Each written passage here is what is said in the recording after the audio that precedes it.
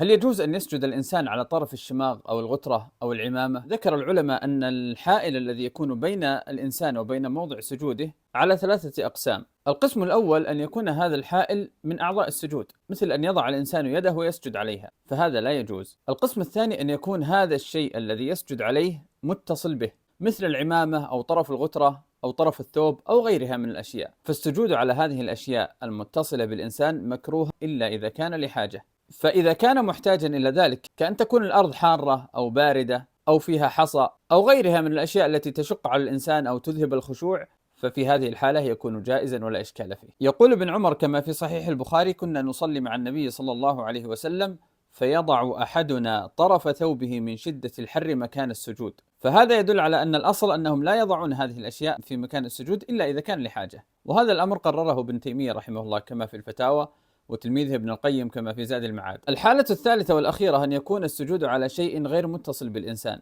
كالفرشات والسجادات، فكل هذه الأشياء جائزة ولا إشكال فيها. وثبت أن النبي صلى الله عليه وسلم صلى على الخمرة والحصير وغيرها، لكن قال الفقهاء يكره أن يخص جبهته بشيء لئلا يتشبه بالرافضة.